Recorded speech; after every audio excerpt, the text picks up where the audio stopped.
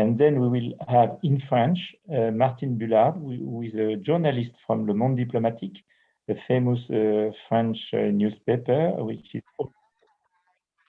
which is also a newspaper translated and broadcast in different countries and different languages. If you agree, I think now we can start. I just hear that the transcription of the conference is on. Walden, you have the floor. I will start by sharing your slide. You can start when you want for 20 minutes. Okay, sure. So, okay. Yes, Christophe, if you can enlarge the slide a bit, is that okay? Just a bit. I will try. I'm not sure to be able to do it. But it's okay. If you can't, then I'll just have to. 2 seconds, 2 seconds.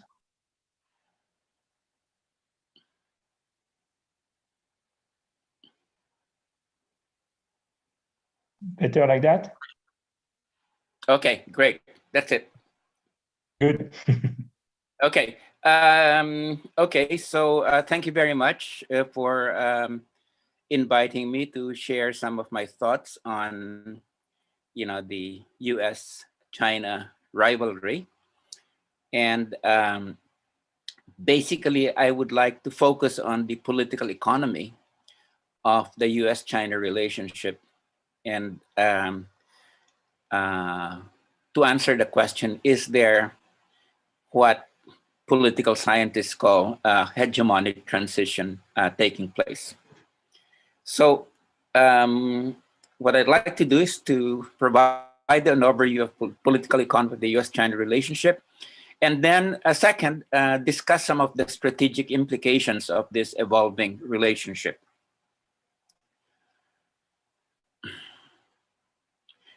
So, at the beginning of the third decade of the 21st century, China was not only the world's second biggest economy, it had become the center of global capital accumulation, or in the popular image, the locomotive of the world economy, accounting for 28% of all growth worldwide in the 5 years from 2013 to 2018, more than twice the share of the United States, according to the International Monetary Fund. Next slide, please.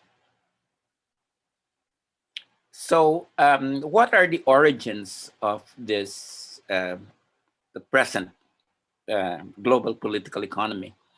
Well, it was the coincidence of two unrelated crises in the 1970s. The first was the crisis of profitability of US capital, where we saw the rate of profit dropping from 14% in 1963 to 6% early in the 1980s. So a consistent drop over those 17 years. And the second was a crisis of legitimacy in China in the aftermath of the Cultural Revolution, which saw the Mao's decimation of the party. Now, focusing on the first crisis, China played a key role in resolving, or at least temporarily, global capitalism's crisis of profitability. Most useful in illuminating this is Rosa Luxemburg's, let's see now, can you, okay, something's happening. Okay, could you eliminate that, or, okay. No, I can't. Okay, great. Classic book, The Accumulation of Capital. And let me quote Luxembourg. The existence and development of capitalism requires an environment of non-capitalist forms of production, end quote. Quote, capitalism needs non-capitalist social strata as a market for its surplus value, as a source of supply for its means of production, and as a reservoir of labor power for its wage system, end quote. The last function is the most important. Capitalism's relationship to non-capitalist modes of production is contradictory. It needs them even as their destruction is necessary for its survival. Next. Now, why China was special.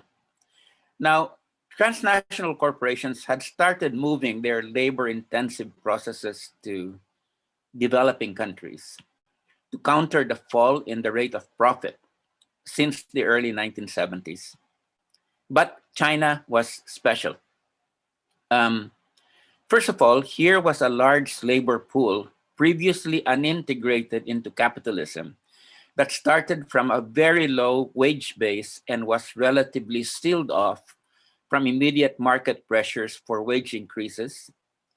But owing to its very existence and impact on investment decisions, exerted downward pressure on global wage rates in manufacturing. In the first decade of the 21st century, China was to release an enormous 121 million workers to its manufacturing and service sectors. Second, China had a large reservoir of rural labor that, via migration to the cities, would serve as an internal check on wage rates in the cities.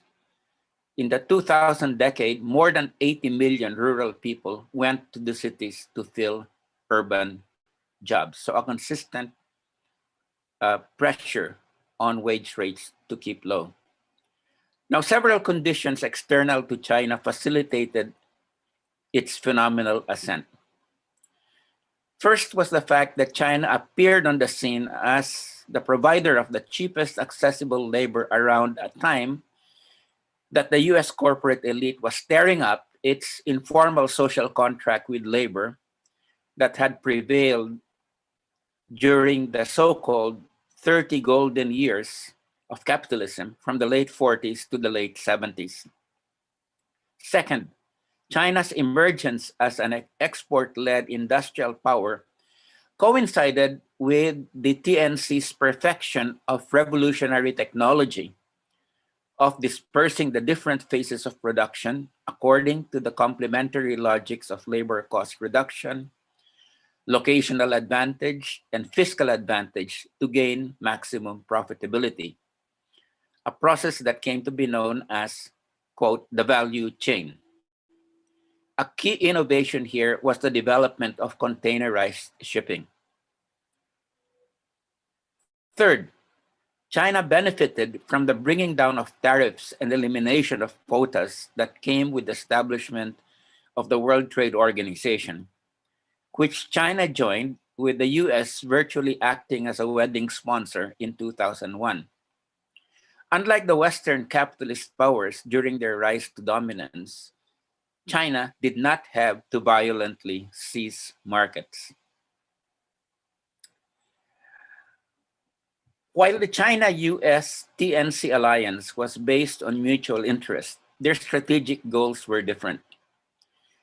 The TNCs were out to exploit Chinese labor for super profits.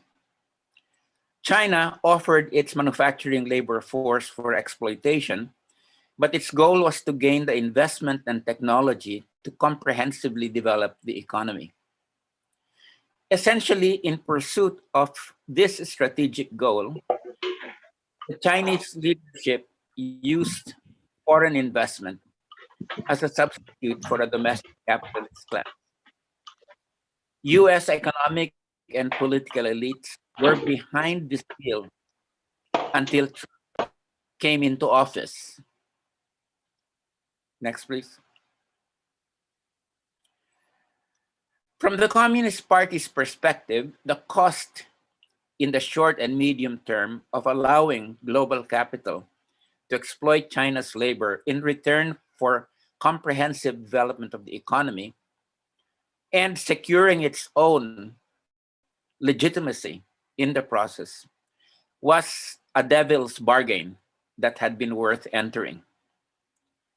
In any event, by the end of the second decade of the 21st century, the importance of Beijing's corporate allies had been reduced by the combination of a decade-long stagnation, followed by a COVID-19 recession in the US market, and China's own technological advances, though there were areas where selected American high-tech companies remained important. What made the difference? The difference was a strong state emerging from an anti-imperialist revolution, not the state of a defeated power like Japan or that of a protectorate like South Korea. South Korea and Japan, are usually seen as the developmental states par excellence. China had a state that was far stronger than them because of its having come out of an anti-imperialist revolution. Now, eager to take advantage of wages that were about 2.9% of those of the US, American transnationals essentially moved a great many of their manufacturing processes to China. China's rapid industrialization was thus related to the US's deindustrialization, particularly in the Midwest. This was in turn the law of global capital working itself out. That is, the integration of non-capitalist social modes of production to counter the fall in the rate of profit. Now, this does not mean, that there were no crises in China, but these were crises of growth, as I call it. First, there was the rise in different dimensions of inequality, income, gender, etc. There was, a proliferation of environmental crisis. There was the problem of overcapacity or surplus capacity that, was a drag on China's manufacturing base. There were multiple protests. In fact, the image that there were no protests or very few protests in China is certainly not true. Until 2008, there were thousands of grassroots protests. Now, the difference was that, and there still are, the difference, of course, is that there was no systemic challenge to the Communist Party. Why the absence of a systemic challenge? While inequality has indeed grown, incomes have risen even faster. Average per capita income in China rose between 1988 and 2008 by 229%, 10 times the global average of 24%, and far ahead of the rates for India, 34%, and other developing Asian economies. Quote, for most of the past 3 decades, all boats have been rising, unquote, one analyst speculates. Quote, and most people pay more attention to their own boat than the boats that have risen higher. They may, in short, have bought into Deng Xiaoping's motto early in the reform era that some people and some regions should be allowed to prosper before others, unquote. Now, what we had in the US, in contrast to crises of growth in China, were crises of decline. Long before the banking collapse of 2008, key US industries such as machine tools, consumer electronics, auto parts, appliances, furniture, telecommunications equipment, and many others that had once dominated the global marketplace suffered their own economic collapse. While not all moved to China, moving to China was a central factor in deindustrialization. The so-called China shock is estimated conservatively to have led to the loss of 2.4 million American jobs, most likely the number of jobs lost was much higher.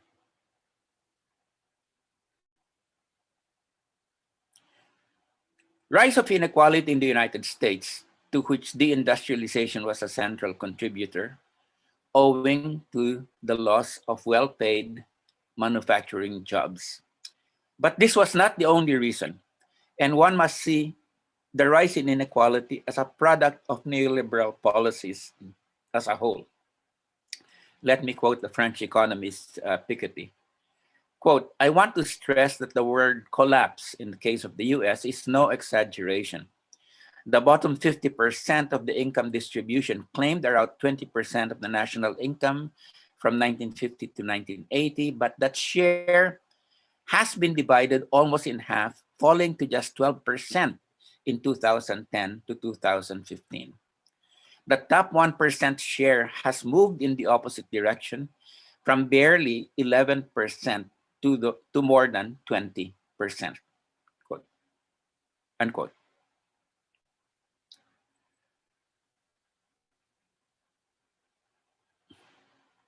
Yeah, next slide, please.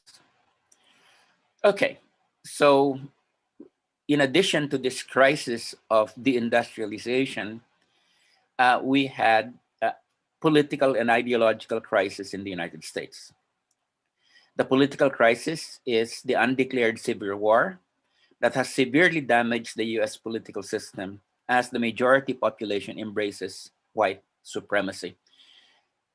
People now call this the Cold Civil War. Second is the ideological crisis, the loss of the American dream, and what we had termed missionary democracy, the sense that the US role in the world was, to expand liberal democracy. That's gone. There is an inward turning, though the left and the right differ on what inward turning consists of. The momentous US defeat in Afghanistan can only accelerate this process of political and ideological disaggregation. Now, unlike in the US, China, though it had tensions associated with breakneck industrialization, was not suffering from political polarization. Partisans of Western-style democracy were a very small minority, though spontaneous feelings of alienation against the authorities were expressed widely on the internet. Then we might note Xi's Jinping's ideological renovation that he has emphasized. And this has consisted principally of an anti-corruption campaign, promotion of the Chinese dream of shared prosperity, and also quite important, national rejuvenation, meaning ending, moving from the century of shame, which was the 19th century to the mid-20th century, and on to a new phase in China's history. And finally, we have, in the case of China, a push for global leadership, leadership of the process of globalization, promotion of the idea of connectivity linking the Eurasian landmass. And, the biggest example of this is the Belt and Road Initiative.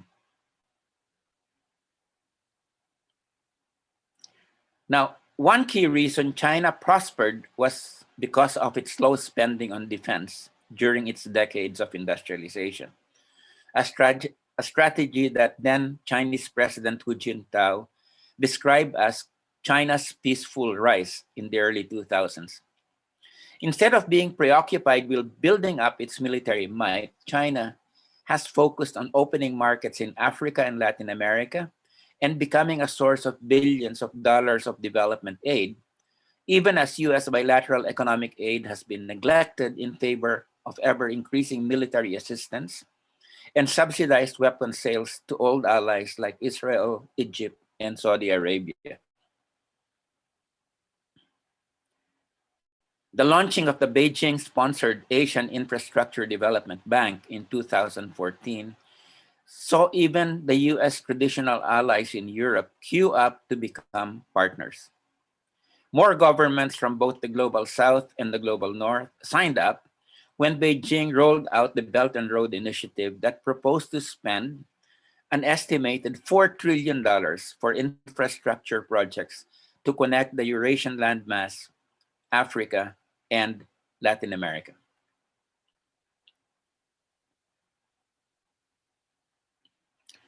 Now, Donald Trump's policy towards China constituted a break with the 20-year-old US policy of placing the interests of US transnational corporations as the primary consideration. Trump, advised by economic nationalists like Peter Navarro, went for a strategy of punishing Beijing economically via trade sanctions, an aggressive effort to change its state-led capitalist mode of production, and executive directives to prevent the transfer of American high tech. The Biden administration is likely to continue this strategy, but add a new element: heavy state spending to shore up the US's technological superiority. A few weeks ago, the US Senate passed a $250 industrial policy bill. This was a lopsided bipartisan vote that showed that containing China is probably the only area where Republicans and Democrats can agree.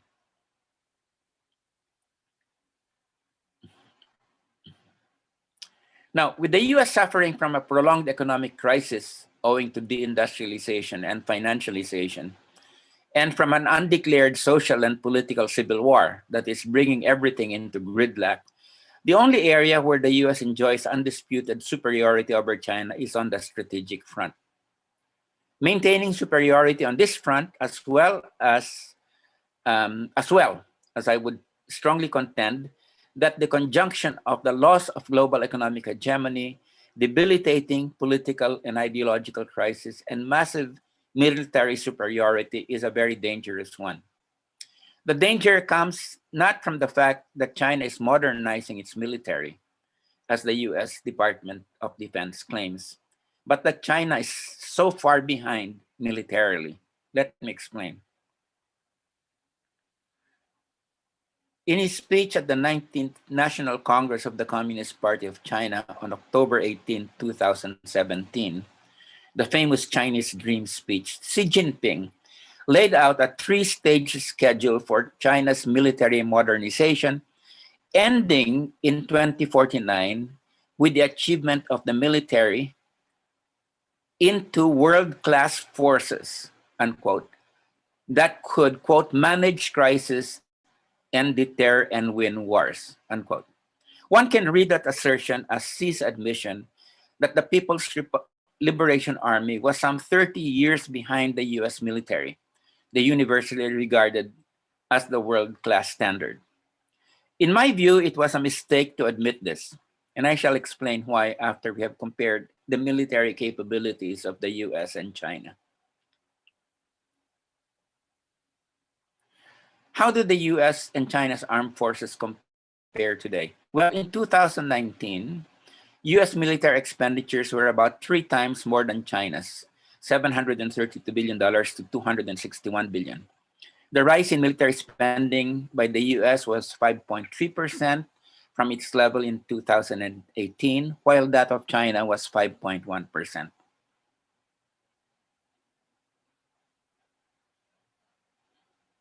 US officials now routinely describe China as a near-peer competitor. This is grossly inaccurate if we use non-partisan indicators. First of all, in terms of nuclear weapons, Beijing has a relatively small nuclear force that is guided by a no-first-use doctrine that is focused on deterring a potential aggressor via the maintenance of a second strike retaliatory capability. The US has vastly superior capabilities, and it has not adopted a no-first-use position.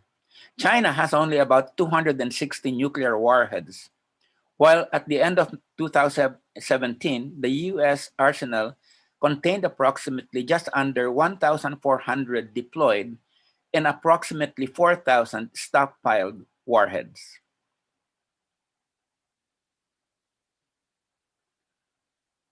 Second, China's conventional defense offensive capabilities are grossly inferior to that of the US.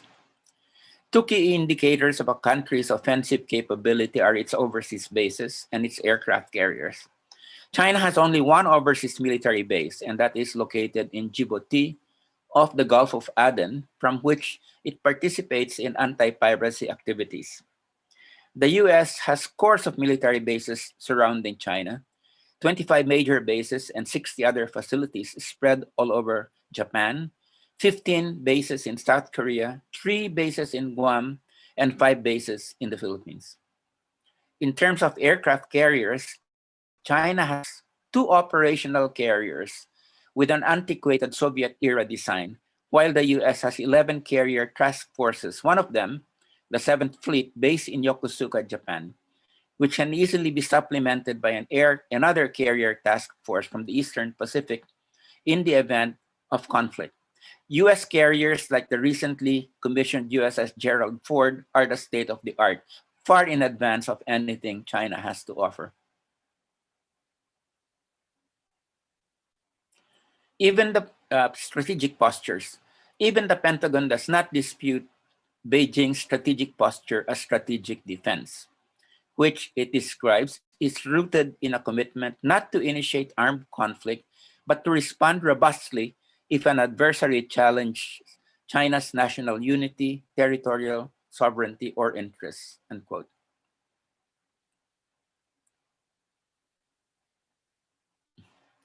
The US strategic posture, on the other hand, is offensive. It has 3 components. One is forward deployment, that is to push the US presence of US military power as far as possible from the territorial limits of the US and as near as possible to the borders of a likely enemy. Second is a warfighting doctrine called Air-Sea Doctrine. A key document explicitly points to China as the enemy, and it calls for, quote, kinetic and non-kinetic, in other words, both explosive and electronic strikes against inland command centers, radar systems, and intelligence gathering facilities, raids against missile production and storage operations, and blinding operations against Chinese satellites. It also says that China's seaborne trade flows would be cut off with an eye towards exerting major stress on the Chinese economy and eventually internal stress, unquote. Third, the US long-term strategic perspective is overmatched. According to our friend Mike Clare, quote, although reminiscent of containment in some respects, overmatch differs from Cold War strategy not only because it presumes 2 and possibly more major competitors instead of just one, but also because it requires a perpetual struggle for dominance in every realm, including in trade, energy, and technology. Now, China's strategic dilemma is that large parts of the US military forces in the Western Pacific lie right on its doorstep, entrenched in bases on the so-called First Island chain, or at sea in the forward deployed US 7th Fleet. Most of China's industrial infrastructure and population are located in the country's southeastern and eastern coasts, and thus are very vulnerable to US power in the event of conflict.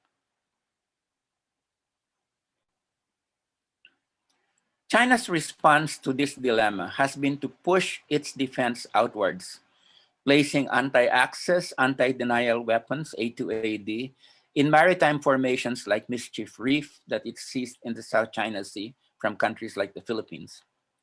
These moves have been justified unilaterally by saying that 90% of South China Sea belongs to China.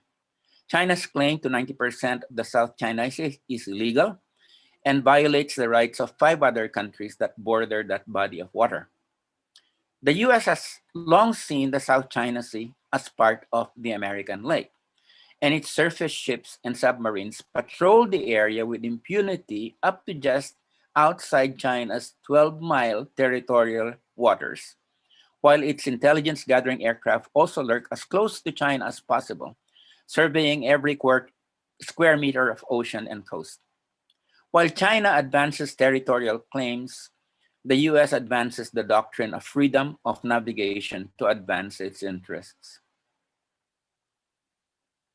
Be that as it may, US-China jockeying for power in the South China Sea is creating a very explosive situation, since there are no rules of the game except an informal balance of power. And resorting to balance of power as a regulator of conflict is quite unreliable, as was seen in the case of the European balance of power that resulted in the First World War. Right now, US and Chinese ships are engaged in provocative games of chicken, in which jet fighters buzz enemy ships or warships, head for their rivals, then swerve at the last minute. When I visited Vietnam as a member of Congress in 2014, Vietnamese officials expressed as to how a mere ship collision could escalate into a bigger conflict. And I have no doubt they are right, since both China and the US are viewing their maneuvers in the West Philippine Sea or South China Sea within a larger regional and global chessboard. The West Philippine South China Sea could be the site for a much bigger confrontation. In my writings, I have put forward a 4-step plan under the auspices of ASEAN towards a de-escalation of conflict in the area. And I will not go through this. We can discuss that later. Next slide, please. Next slide, please.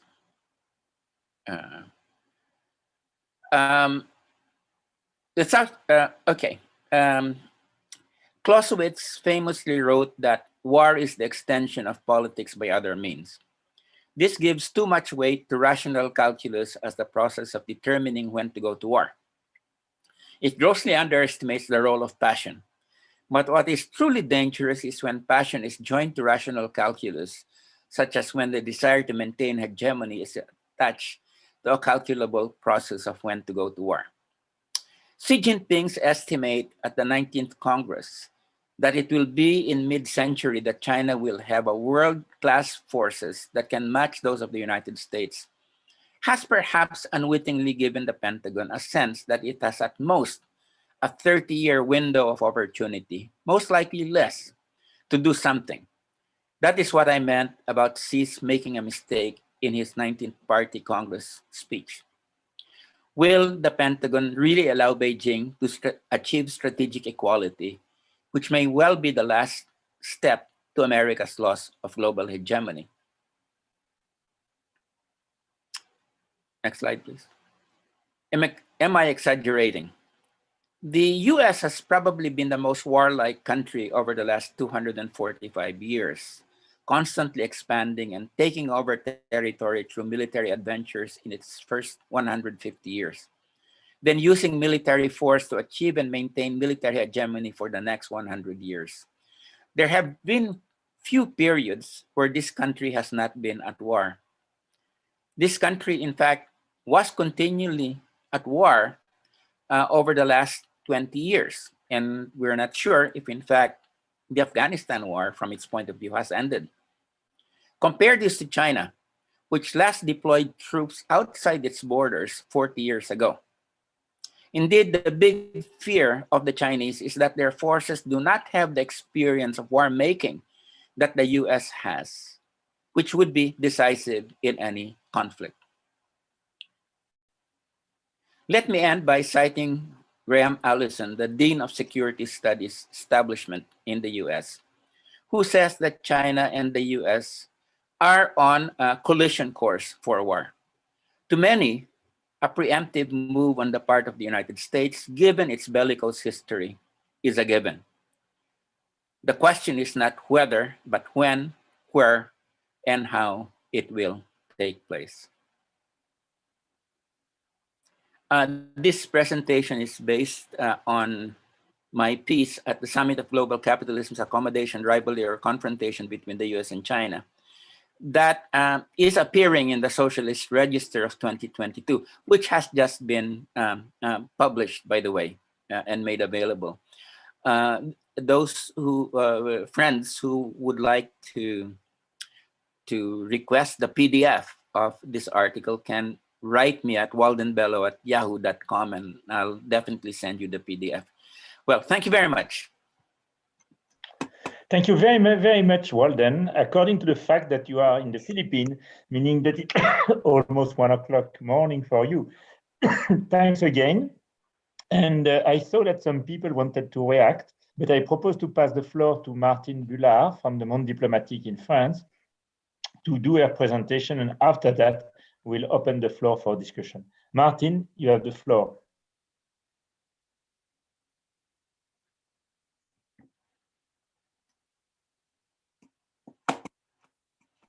Martine, ton micro.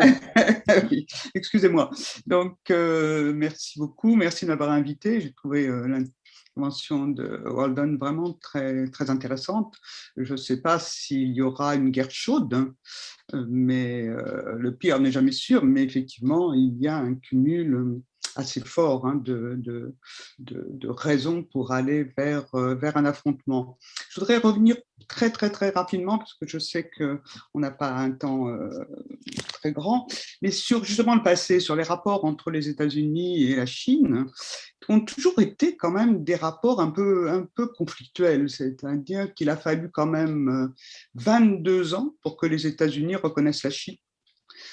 Et il y ait ce voyage de Nixon à Pékin en 1972, et encore 7 ans pour qu'il y ait une ambassade américaine à Pékin. C'est-à-dire que du point de vue idéologique, il y avait une volonté de rejeter la Chine communiste. Ce n'est que les États-Unis qui étaient englués dans la guerre du Vietnam et qui avaient besoin d'un opposant à l'Union soviétique, qui ont permis justement de renouer les liens, enfin qui ont poussé à des liens beaucoup plus étroits.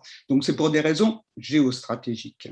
Quand il y a une deuxième période dans les relations États-Unis-Chine, c'est la période de lune de miel qu'a décrit fort bien Walden, qui est une période de lune de miel avec des raisons économiques. Évidemment, la Chine n'avait pas de capitaux, mais elle avait une main-d'œuvre qui était formée quand même. C'était une main-d'œuvre alphabétisée par rapport à l'Inde, par exemple, qui a une main-d'œuvre où le taux d'alphabétisation était très faible et reste aujourd'hui encore faible, et puis qui avait une main-d'œuvre relativement disciplinée, alors que les États-Unis recherchaient relever le taux de profit. Donc ça, je vais pas revenir, Walden l'a décrit tout à fait bien, mais il y avait aussi déjà une raison idéologique, pas que de l'économie, c'est aussi une raison stratégique. C'était l'idée que l'on pouvait emmener la Chine dans le système capitaliste et dans le système de démocratie à l'occidental. C'est la grande déception d'ailleurs des Américains aujourd'hui et des idéologues américains aujourd'hui, où la montée des échanges entre les États-Unis et la Chine n'a pas conduit à l'absorption idéologique, si je puis dire, de la Chine par les États-Unis. Cela dit, quand la Chine accepte, si je peux dire, les capitaux américains pour développer le pays, en même temps, leur dépendance est extrêmement forte. À la fin des années, début des années 80, 70% des produits dits chinois, entre guillemets, 75% pardon, de la valeur ajoutée, étaient maîtrisés par les Occidentaux. La Chine n'avait peanuts, ne recevait que pas grand-chose. Ce qu'elle a pu faire pendant cette période, c'est d'acquérir un savoir-faire, c'est d'être en position de force pour pouvoir exiger des capitaux étrangers de s'implanter, et non pas simplement investir, mais de s'implanter en Chine avec des entreprises chinoises afin de s'approprier les savoir-faire et ainsi de suite de pouvoir se développer.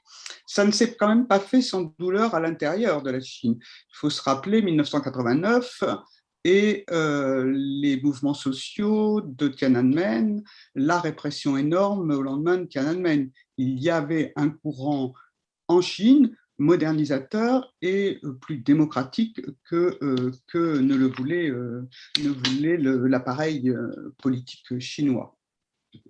Et entre les États-Unis et la Chine, ça marche grosso modo jusqu'en 2008. Effectivement, 2008, c'est le premier accroc devant le massacre, enfin le massacre économique, si je puis dire, américain. Les Chinois commencent à se dire qu'ils ne veulent plus recevoir de leçons des Occidentaux. Et effectivement, je me souviens très bien d'un économiste chinois qui m'a dit, bon voilà, vous nous avez fait des leçons, vous nous avez dit ce qu'il fallait faire, pas d'État, le libéralisme, etc. On voit ce que ça donne, maintenant on pose nos conditions. Donc effectivement, il y a eu une volonté, de recentrer l'économie chinoise sur la consommation, ce qui n'est pas facile, parce qu'on est en 2021 et on n'y arrive toujours pas complètement, c'est le moins qu'on puisse dire.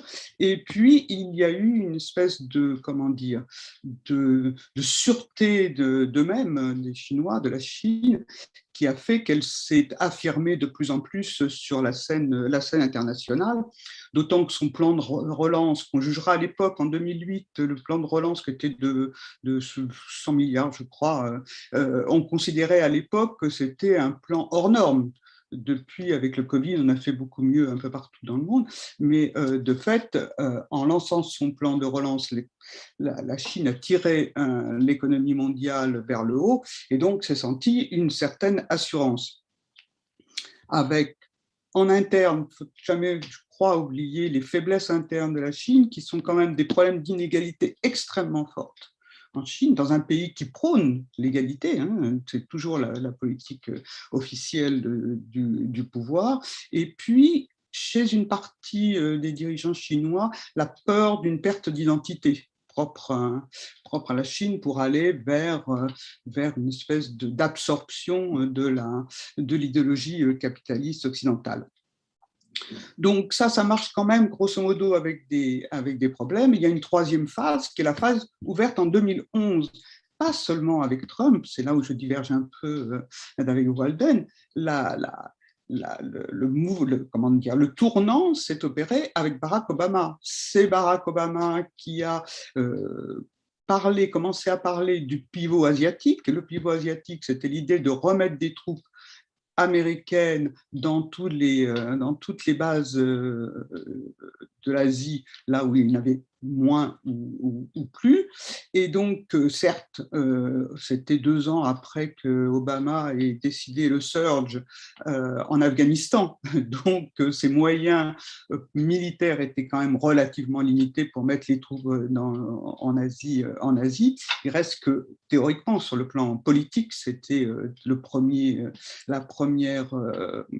tournant. Le deuxième, toujours sous Barack Obama, c'est l'idée d'utiliser les lois d'extraterritorialité qui seront utilisées largement par Biden plus tard, mais qui commencent avec Obama et qui concerneront tout à fait la France, puisque ça a été une amende considérable pour BNP, ça conduira au démantèlement d'Alstom pour la France. Donc, Obama met en place un peu le système théorique. Évidemment, Donald Trump arrive et lui, avec sa coup de serpe, décide la guerre commerciale pleine et entière, si je puis dire, avec la volonté de effectivement satisfaire sa clientèle électorale, la fameuse Rustibel, qui avait souffert de fait des délocalisations, et il se retrouve, et ça c'est beaucoup plus étonnant, il se retrouve en convergence avec les patrons des GAFA, qui eux aussi sont pour, un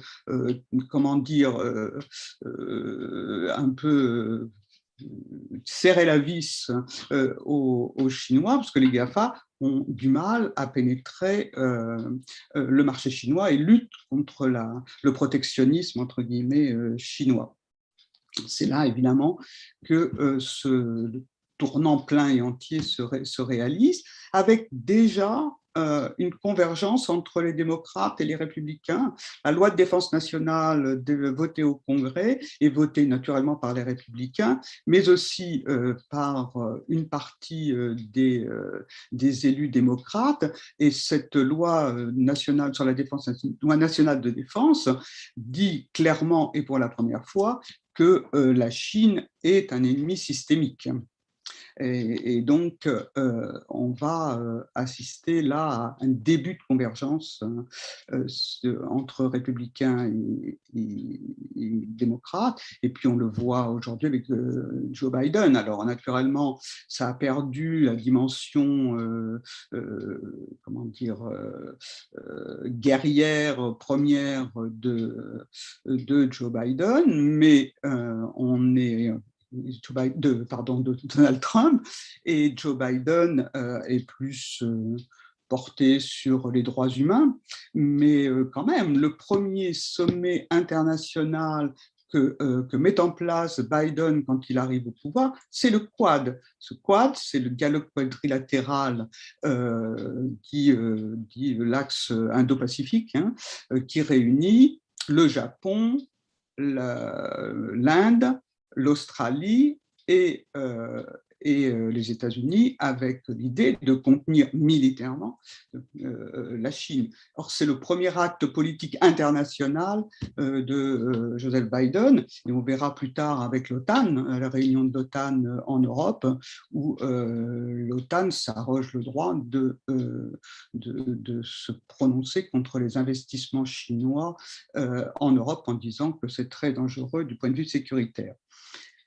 Ça, c'est du côté américain, et naturellement, du côté chinois, on passe, ça, Walden l'a fort bien dit, de l'émergence pacifique à l'affirmation de la puissance chinoise, voire ces dernières années, enfin ces derniers mois peut-être, la diplomatie du loup guerrier, comme on a dit dans le langage diplomatique, c'est-à-dire la volonté d'une plus grande riposte, quelquefois avec des termes très guerriers, de la diplomatie chinoise face aux agressions américaines. Il y a évidemment, là aussi, Walden l'a dit, je passe très très vite, l'occupation des îlots, enfin plutôt le développement des îlots dans les Spratleys, les Paracels, dans les mers de Chine, dans les deux côtés de la mer de Chine d'ailleurs. Et là, avec une volonté nette de se défendre, quand même, qui n'est pas justifiée, hein, puisque c'est contraire au droit international, mais la Chine craint énormément. Quand on regarde la carte de Chine, elle est complètement entourée au nord avec la Corée du Sud qui dispose de troupes américaines, l'ensemble du Japon avec notamment Okinawa qui est à quelques centaines de kilomètres de son territoire, et puis qui a des troupes américaines, qui héberge des troupes américaines. Il y a bien sûr Taïwan, donc une peur bleue pour la Chine de voir ces passages, son accès à haute mer complètement verrouillé par les Américains et les alliés américains. Ça ne justifie pas, encore une fois, qu'ils aient bétonné les îles, qu'ils aient développé cette agressivité avec les Philippines notamment, mais ça explique. Si ça ne se justifie pas, et même si ce n'est pas la bonne solution, comme le dit Walden, c'est un moyen a pour conséquence de s'aliéner ceux qui pourraient être des alliés, notamment les Philippines, hein, qui étaient, Duterte était quand même assez proche de la Chine. Il est obligé de protester devant une telle agressivité. Donc, ça, c'est l'aspect agressif. Le troisième aspect du côté chinois, c'est effectivement la route de la soie qui s'est développée, qui est un vrai succès, j'y reviendrai tout à l'heure, pour la Chine. Alors, je vais reprendre le titre qu'on avait de la conférence. On parle de nouvelle guerre froide. Est-ce qu'on peut parler de nouvelle guerre froide ? moi, j'ai envie de dire oui et non. Et je vais commencer par le non parce que dans la guerre froide, il y avait compétition entre deux systèmes, le système communiste et le système capitaliste. Or, le système capitaliste, en tout cas les principes capitalistes, sont à l'œuvre dans les deux pays. Alors, sous bannière libérale aux États-Unis, mais avec l'État qui finance quand il y a besoin. Hein. On sait bien que les grandes découvertes américaines ont été financées par les Américains. Et sous bannière étatique, hein, en Chine, mais avec quand même une grande liberté pour le capital.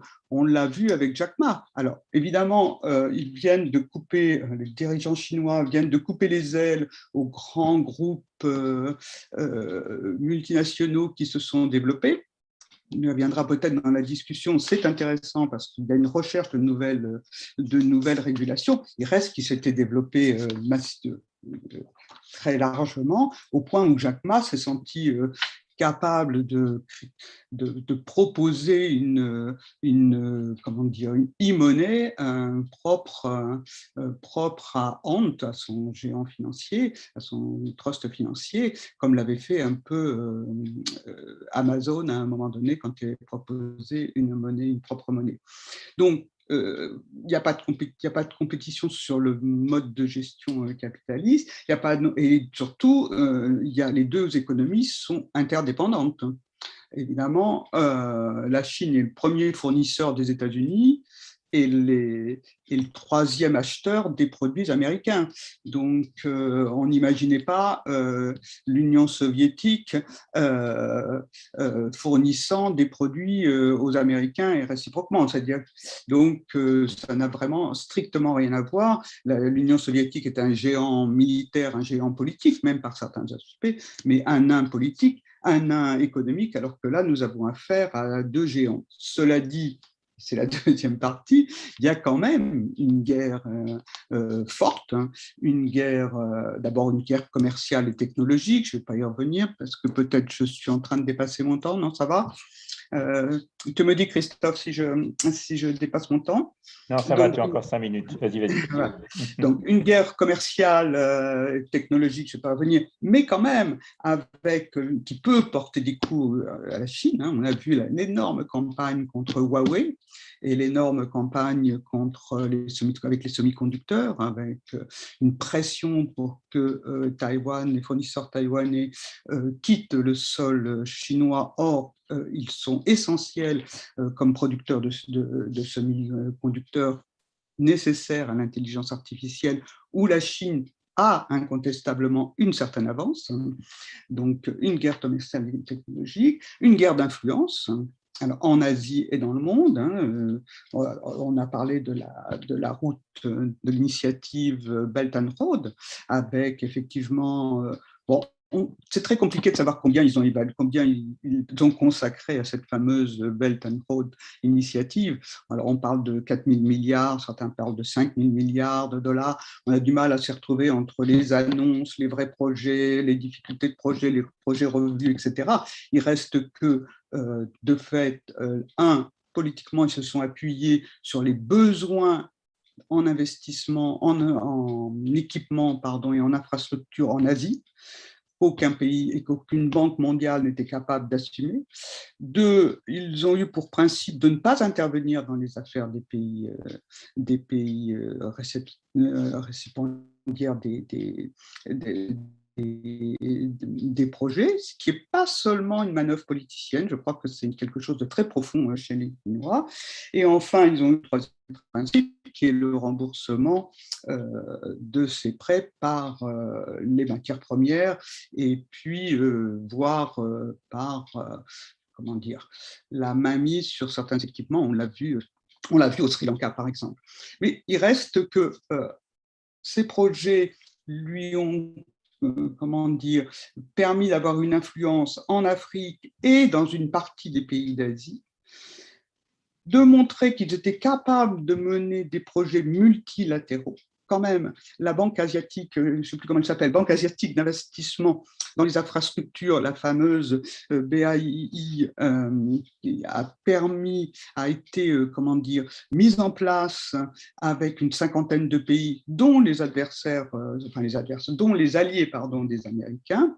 Et puis, et donc, ils ont été, ça c'est du point de vue économique, et puis ils ont réussi dans la même foulée, montrant qu'ils étaient capables de mener des projets multilatéraux. C'est le fameux accord de libre-échange, qui est le plus grand accord de libre-échange au monde, hein, le partenariat économique régional global, avec les pays de l'ASEAN, plus la Corée du Sud, le Japon, la Nouvelle-Zélande, etc. Donc, ils ont marqué des points incontestablement dans cette guerre d'influence, des points économiques, mais quand même, ils ont des points faibles qui sont les points en interne, c'est-à-dire la répression, qui peut quand même bloquer une partie des projets de recherche, mais aussi les problèmes avec Hong Kong, les Ouïghours, je vous en passe, on y reviendra un peu plus tard. Cela dit, à part le Japon, l'arrogance chinoise, l'arrogance chinoise n'est réelle, mais à part le Japon, l'arrogance américaine est tout aussi réelle et n'est guère plus appréciée. La plupart des pays de l'Asie, notamment, où les États-Unis essaient d'enrôler dans leur campagne contre la Chine, entendent coopérer économiquement avec la Chine et stratégiquement avec les États-Unis et n'ont pas franchement envie de rentrer en confrontation avec Pékin. Il y avait un proverbe que me disait, je crois que c'est un diplomate singapourien, je crois que c'est un proverbe chinois qui disait « L'eau qui vient de loin ne peut arrêter le feu qui est tout près ». C'est-à-dire que certes, les Américains sont bien gentils, mais enfin, nous, on a le grand voisin à côté et on coopère avec lui et on peut continuer à coopérer. Cela dit, si les Chinois, si les Américains n'arrivent pas à enrôler l'ensemble de l'Asie sous sa bannière guerrière, ils marquent des points avec d'autant plus de force, si je puis dire, que le soft power chinois n'est quand même pas très développé. On peut dire qu'il a certainement, pour une part, perdu des points dans la dernière période, avec l'affaire de Hong Kong, évidemment, avec sans doute Taïwan, et puis et avec la répression interne, c'est incontestable. Donc voilà, est-ce que je n'ai pas parlé de Taïwan parce que je suis en train que j'ai mal calculé, mais ça mériterait d'être évoqué parce que Taïwan est l'un des points faibles de la Chine et c'est un point faible sur lequel s'appuient maintenant les Américains et donc peut-être un point de friction extrêmement important. Alors est-ce qu'on ira vers une guerre chaude ? A priori, je n'y crois pas, naturellement, mais d'abord, les guerres ne sont jamais rationnelles. La Première Guerre mondiale n'était vraiment pas rationnelle, personne n'en voulait, hein, dans les écrits, elle avait quand même eu lieu.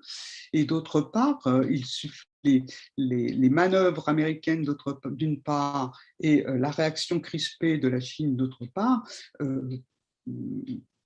est extrêmement dangereuse et peut conduire à des incidents dont on maîtrise peu l'enchaînement.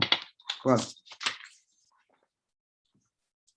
Merci. Thank you very much, Martine, for your presentation. And now we will pass to the discussion. But before to give the floor to the two people having raised their hand, I saw Carlos Mendoza Portela, and I saw Pierre Baudet. But before them, I have two questions by mail or chat. The first one came from Feroz Mehdi, and his question is about China and India. Why does China not consider India as a crucial and important ally to have in this growing China-USA conflict? India is clearly drifting in the USA camp. That's the first question coming from Feroz. And I have a second question, which are in fact two questions coming from Oli Milan Campos, which is in the chat, but in Spanish. I translated in English. He asked two questions. The first one is to know if we can say that the US is a declining empire and China a rising empire. And his second question is about the relationship between China and Russia. Do you think that China is worried by the link and the relationship between China and Russia? That are the three first questions. Now we'll give the floor to Carlos Mendoza Portela, then to Pierre Baudet, and then to Zé Correa, who just raised his hand. Carlos Mendoza, ¿estás aquí? ¿Puedes hablar? Okay, we'll see later. I don't see his hand still on, but if he wants, he can speak in a while. Pierre Baudet now, you have the floor, and then Zé Correa, and then Carlos Mendoza if he reappears. Okay, thank you, Christophe. Thank you for Walden and Martine. Outstanding presentation. Really, bravo. I want to raise a tough question because it relates to what happened last month. I'm talking, of course, about the Afghan debacle, and it's a bit early, a bit this and that. So one interpretation is that it's an important defeat, perhaps not a strategic defeat, but important defeat of the United States, especially at the symbolic level. Okay, it's humiliating, and it sends the message that the United States cannot control Afghanistan and before that Iraq. And what are they going to do? It's unclear. There are some reactions in the United States, etc., etc. For first reaction, it's a defeat. They're going to pay the cost, and it helps China also on the side through Afghanistan and Pakistan. Second interpretation is that it's good riddance. The United States are relief to handle this mess, this chaos, extremely costly, without an end in sight. And it goes to Obama's initiative. It says, okay, forget the Middle East and let's go Asia, that kind of stuff. And also in terms of the military doctrine, it's over the period of the soldiers in the ground, and we will defeat them by the drones and etc., etc., etc. And just to end, that China, which appears as they made some success with that, will pay because the United States will not leave Afghanistan and Pakistan and through the different projects just to go like this. And they will try to undermine this with whatever means they are possible. So two interpretation, maybe there's a third, fourth. So I'd like to hear you on this. Thank you. Thank you, Pierre. Zé Correa, you have the floor. I will speak slowly in Portuguese to be translated, okay? To English and French. Eu queria agradecer muito as exposições do Walden e da Martine, são muito úteis para entendermos nosso mundo hoje.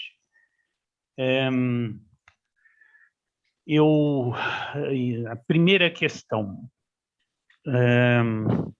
a análise do Walden da praticamente inevitabilidade do conflito quente entre Estados Unidos e China me parece muito marcada pelo quadro da situação de expansão no Mar da China e os conflitos, em especial, com Taiwan.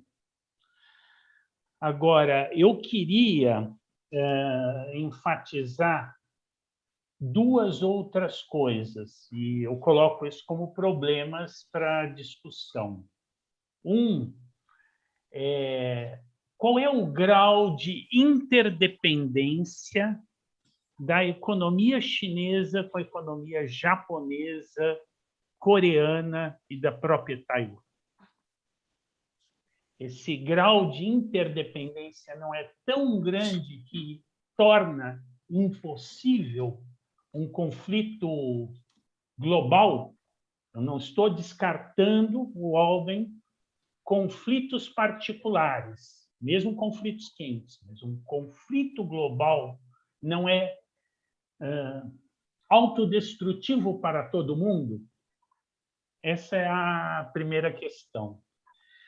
A segunda questão é se a projeção de poder que a China está fazendo nas relações com a Rússia e ocupando os espaços vazios deixados pelos Estados Unidos. Eu estou pensando em Mianmar, de um lado, e agora Afeganistão e Paquistão, de outro. De fato, a situação geopolítica da Eurásia não está se movendo muito favoravelmente à China. Essa é a segunda questão. E a terceira é uma questão que nós não podemos escapar. Qual é o lugar da América Latina para, digamos, nas projeções de poder chinesas, na opinião de vocês dois? É isso, muito obrigado. Thank you. That's the questions. Thank you, Zhe. There is a question from Menahem in the chat. You can read it in English.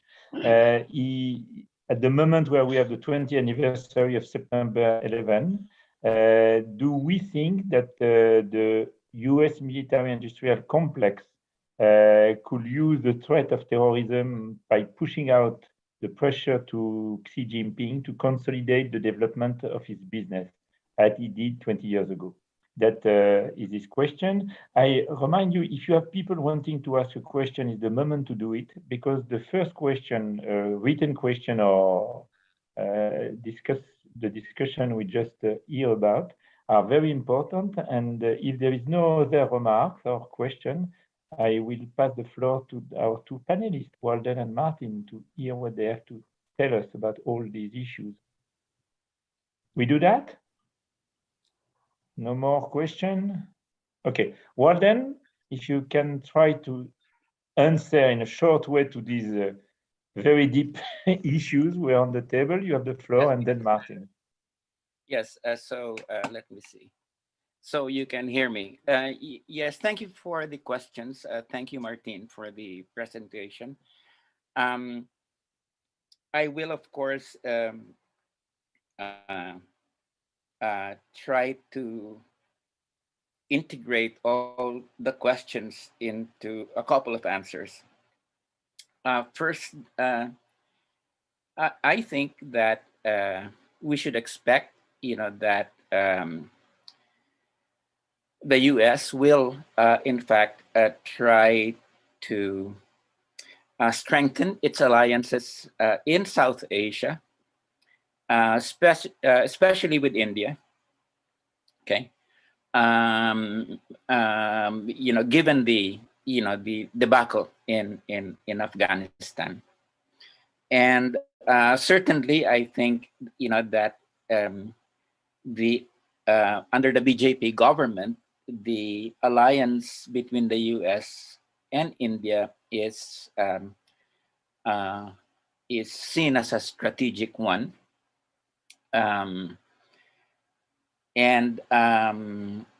So there's both the idea of containing China's influence in South Asia, but also I think there is an ideological element to it, which is that the drive of the BJP is to say that it can be as efficient or create a society as efficient as China, but not become an authoritarian regime like China. So yes, we can be like China, but at the same time, we did not abandon our practices of whatever they call it, democracy, although the BJP is, has moved very far away from the secular democracy of the of Nehru and Gandhi. So basically that relationship will be strengthened in light of the Afghan debacle.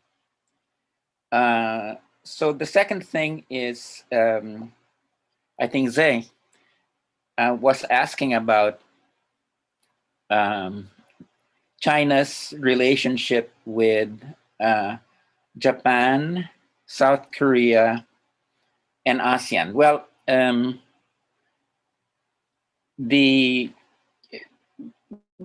basically, I think what we now have in that part of the world is what is called a Sinocentric division of labor. Pretty much, we have an integrated regional economy, that has been created over the last 2.5 decades. That's very clear with South Korea.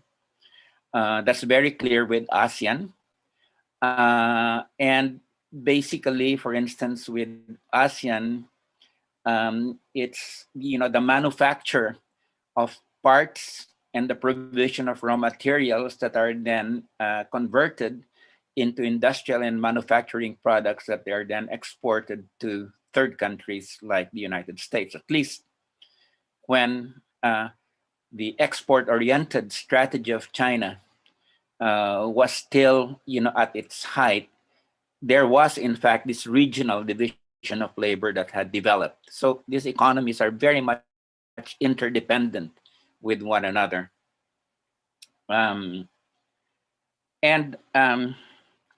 Of course, there is also the question of continuing interdependence with Europe and the United States. Okay. But I think it would be reductionist to say that just because there is economic interdependence, that nullifies the possibility of political conflict, because that's certainly not true historically. Germany was very much integrated into the British-led Western European economy before the First World War. I mean, the trade relations were very, very intense. For instance, between Germany and Britain, and certainly leading up to the Second World War, we also saw Germany's economy very much integrated up to the late 30s, with the rest of Western Europe, and indeed had very strong ties to the United States, because some very famous U.S. corporations, including Ford, had very strong ties to the German military-industrial complex. So basically, I guess what I'm trying to say is that political and ideological relations, which can lead to conflict, have a great deal of relative autonomy from economic relations.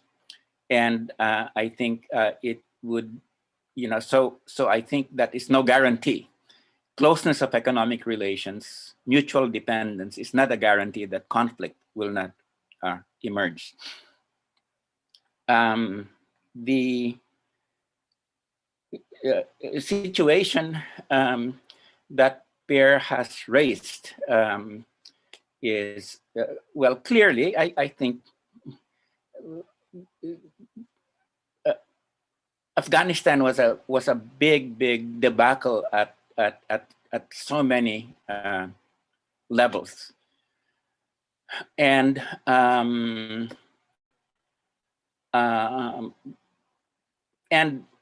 it's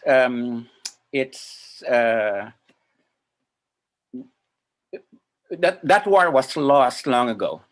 Afghanistan was lost as early as 2000, 6, 2007. And it was just really a holding operation. Basically, I think, Trump was right. Trump was right to make the deal.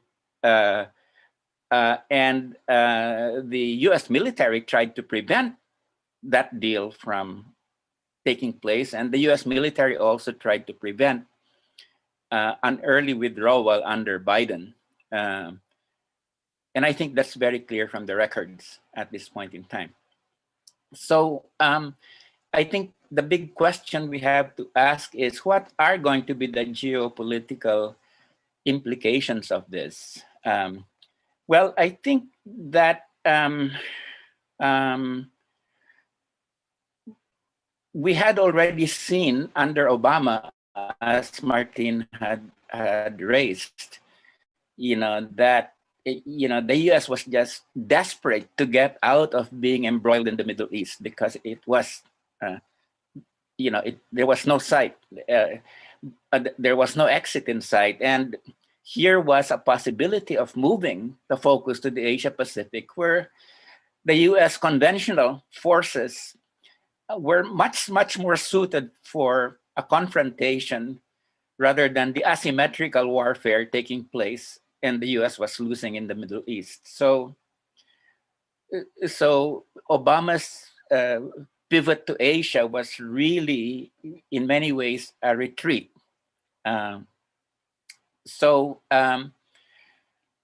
My sense is, as I said earlier, the only area at this point where the US really maintains, a clear-cut superiority is in military. At every level, there's just no comparison, and I would imagine at this point, that there is some serious strategic thinking going on in the US, that while we maintain this superiority and we have a 30-year window, if Xi Jinping is right, that parity from the position of the Chinese won't be achieved till 2049, then there is that window of opportunity that might be, is a very dangerous one from my point of view, because I think what you have now is a situation where you have, decline is never an easy process for any superpower to admit.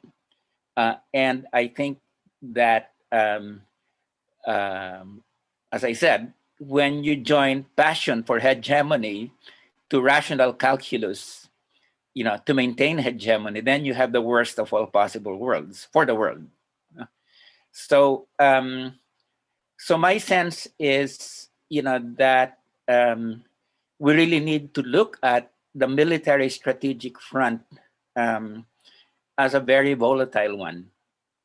And again, my sense is the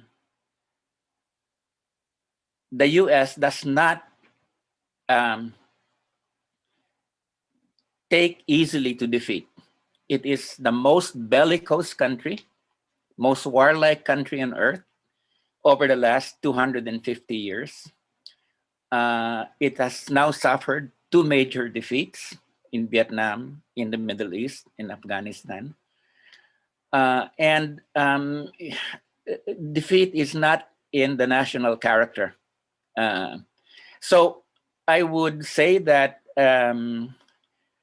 I do not think that the Biden administration is, going to lead to an era of peace. Okay. However, there are other factors at work, and but how much will this distract from the U.S. position of global hegemony? Now, the other factors at work is the state of near civil war in the United States, the U.S. is really, at a very, very intense domestic crisis at this point in time that is basically driven by race. One cannot underestimate the way that this polarization is in fact driving politics in the US and will have an impact in terms of foreign policy. Now, one possible impact of that is that the crisis becomes so severe, especially as the demographic balance in the US shifts away from the white population, that everything gets focused on the domestic front. Or the other possibility is that because there's so much domestic conflict, a nationalist kind of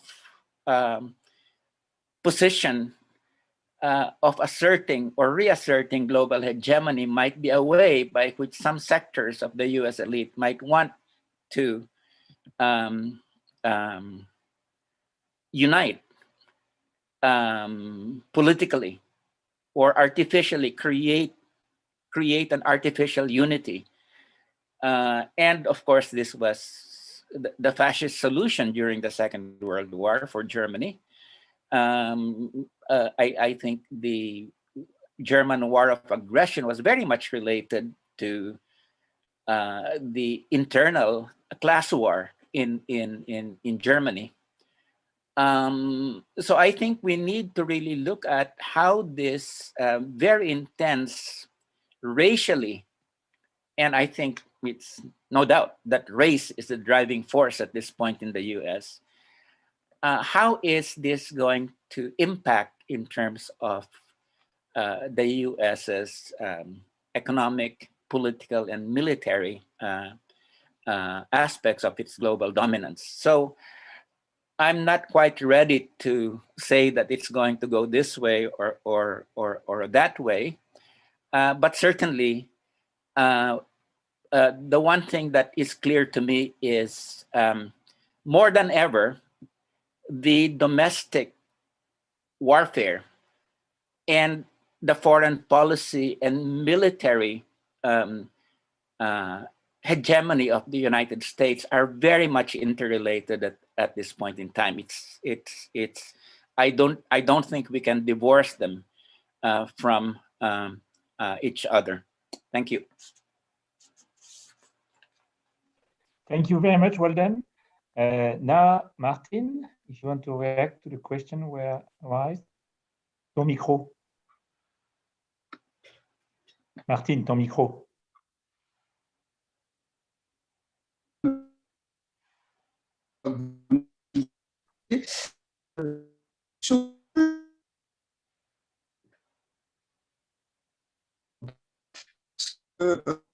Du point de vue militaire, évidemment. C'est bon. Du point de vue militaire, vous m'entendez là? Oui, maintenant ça va.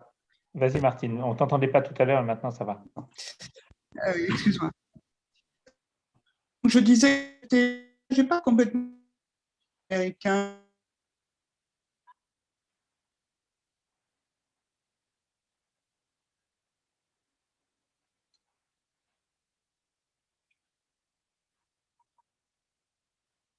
Bien mon audio, voilà. J'ai eu un problème de connexion. Vous m'entendez là? Est-ce que vous m'entendez? Très bien. Je suis désolé. Oui, vas-y.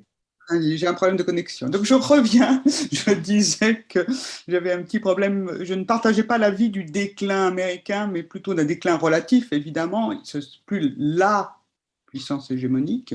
Il y a concurrence avec les Chinois, mais il reste très largement dominant du point de vue militaire, ça va de soi, mais aussi du point de vue de la recherche, du point de vue, ça reste un système attractif.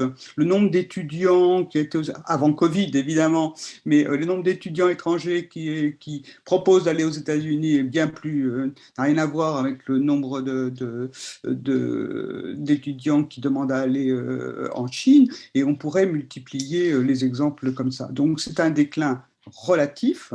Il est évident que le départ de l'Afghanistan dans les conditions qu'on a vues, c'est-à-dire l'apocalypse, ne contribue pas à rendre comment dire, les Américains très très crédibles. D'ailleurs, la presse officielle chinoise s'en est emparée immédiatement en disant « Regardez Taïwan, ce qui se passerait si vous vouliez vous mettre derrière la bannière américaine. Je serais de vous, j'y réfléchirai en 2 fois. » Bref, effectivement, il y a une perte de crédibilité de ce point de vue, mais on sait qu'il y a eu une perte de crédibilité au moment de la guerre de Vietnam, et ils se sont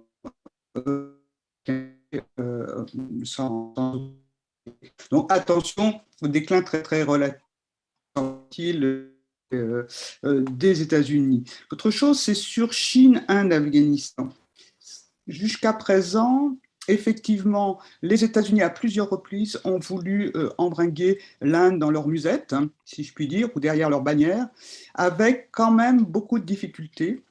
Certes, l'Inde participe au fameux dialogue quadrilatéral, le Quad, et à l'axe Indo-Pacifique contre la Chine, ça c'est incontestable, hein, ils sont même une des puissances importantes, mais en même temps, il vient d'avoir en avril, il y a eu un accrochage entre l'Inde et les États-Unis parce que des navires de guerre américains avaient pénétré la zone économique spéciale, pas spéciale, mais exclusive, pardon, dans la mer Indienne, dans l'océan Indien, et qui a donné lieu à des protestations virulentes de l'Inde et notamment du BJP, parce qu'il est extrêmement nationaliste, et l'idée qu'on puisse pénétrer dans ces eaux sans même lui signifier, a fait quand même un scandale dans la presse indienne, donc il a beaucoup réagi. Ça, c'est le premier aspect.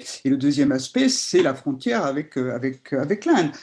Avec la Chine. On revient toujours au même point, que la Chine est tout près. L'Inde est loin, les États-Unis sont loin, et la Chine est près. Et même s'il y a eu des incidents dans l'Himalaya, fin de l'année dernière, je crois, c'était... depuis, les Indiens ont négocié avec les Chinois. Donc, si les Chinois étaient un petit peu habiles, ça pourrait calmer les ardeurs. Ce qui doit inquiéter, en revanche, les Indiens, et qui peut faciliter un accord avec les États-Unis, c'est ce qui va se passer en Afghanistan. Effectivement, il y a une bagarre entre le Pakistan et l'Inde en Afghanistan. Le Pakistan ayant peur que l'Inde s'installe et soit l'entoure en quelque sorte, et de son côté, l'Inde craint un accord pakistano-afghan qui naturellement poserait problème pour la résolution du Cachemire. Comme vous savez, l'Inde et le Pakistan sont toujours en conflit dans le Cachemire. Autrement dit, le poids de la Chine plus le Pakistan dans l'Afghanistan peut fortement inquiéter les Indiens et les pousser à aller, excusez-moi, je suis dans la géopolitique, mais peut les pousser à aller du côté américain. Cela dit, avant de se remettre, là encore une fois, derrière la bannière américaine, franchement, il y a des forces assez importantes en Inde, malgré le BJP, malgré le nationalisme indien, malgré le sentiment anti-chinois réel qui existe en Inde. Je vois difficilement pouvoir glisser et faire de l'Inde un allié sûr des États-Unis. le pire est possible, hein, mais je n'y crois pas beaucoup.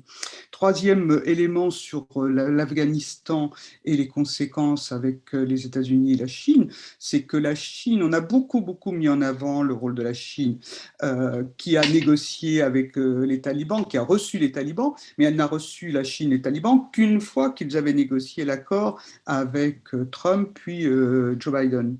N'a pas participé aux négociations, à la différence de la Russie. En même temps qu'il y avait des discussions à Doha entre les talibans et les États-Unis, il y avait discussions à Moscou entre les talibans, le gouvernement afghan Ghani, hein, qui est l'ancien chef d'État afghan, et les dirigeants russes. Donc, et les dirigeants de Doha ici, d'ailleurs, ils étaient tous invités. Tout ça pour dire que la Chine, elle regarde ça avec beaucoup de modération. En revanche, elle se dit que, effectivement, il y a des matières premières, elle a déjà commencé à investir, il y a de la bauxite notamment qui est essentielle pour les nouvelles technologies, elle a commencé à investir, mais l'Inde est aussi le deuxième investisseur dans la région en Afghanistan, et la Chine, l'autre aspect pour la Chine qui est, à mon sens, presque plus important pour elle que les questions économiques, c'est comment ça s'appelle, le parti islamique de Turkestan, c'est-à-dire les djihadistes ouïghours, qui ont des liens avec les Ouïghours et le Xinjiang. Et la Chine craint par-dessus tout des attentats ou un point, comment dire, de l'aide politique et militaire du parti islamique du Turkménistan qui est lié à Al-Qaïda, hein, ayant pour base l'Afghanistan. Donc voilà, moi je pense que il ne faut pas exagérer pour l'instant l'influence qu'a la Chine sur l'Afghanistan. Quant à la Chine-Pakistan, il faut se rappeler qu'effectivement, il y a ce fameux couloir dans le cadre des routes de la soie de développement entre la Chine et le Pakistan. Les projets ont été sérieusement réduits à la dernière période. Donc là aussi, ça avance, mais ça avance assez doucement. Et je voulais redire quelque chose sur le Japon, oui, c'est de dire que le Japon est quand même le premier partenaire commercial de la Chine.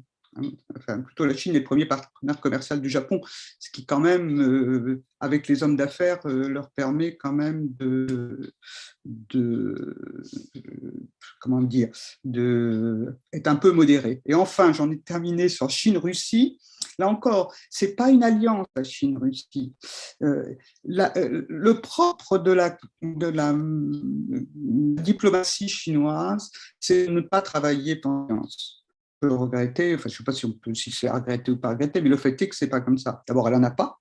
Elle n'a pas d'alliés dans la région, elle n'a pas d'alliés dans le monde, elle a des partenaires commerciaux, on le sait, économiques, on le sait, quelquefois beaucoup plus que ça, mais c'est tout. Et avec la Russie, c'est pareil.